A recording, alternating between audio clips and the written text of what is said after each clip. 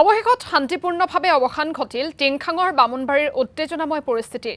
ডিব্ৰুগড় জিলা ছাত্ৰ সন্থাৰ সাংগঠনিক সম্পাদক তন্ময় বৰগোহাঁইৰ পৰিয়ালৰ ওচৰত ক্ষমা প্ৰাৰ্থনা আক্ৰমণকাৰী পৰিয়ালটোৰ।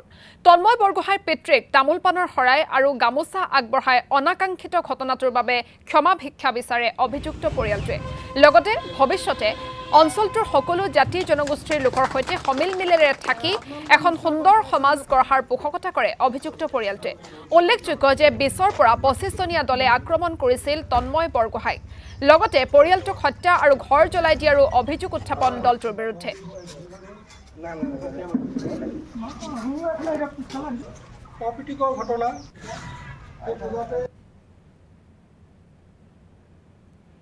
আমাৰ বামুণবাৰী অঞ্চলত বাসন্তী পূজা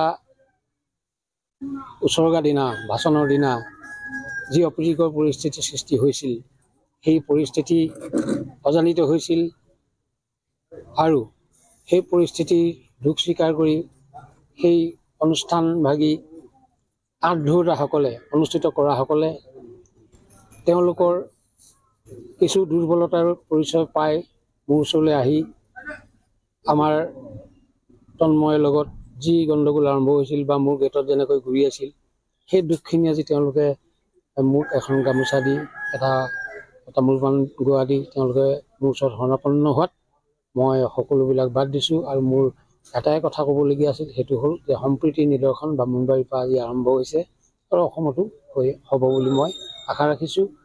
ভতিজা ল'ৰাই লগত যিটো ভুল বুজাবুজি হ'ল, যিয়ে হ'ল তাৰে কাৰণে মই তাৰ দাদা হিচাপে বৰদেউতা হিচাপে সমূহ ৰাইজৰ ওচৰত ভুল স্বীকাৰ কৰিলোঁ আৰু যাতে ভৱিষ্যতত এনেকুৱা হ'ব নালাগে সেইটো কাৰণে মই ৰাইজৰ ওচৰত ক্ষমা বিচাৰি ক'লোঁ এইটো আৰু ভৱিষ্যতত এনেকুৱা নহওক।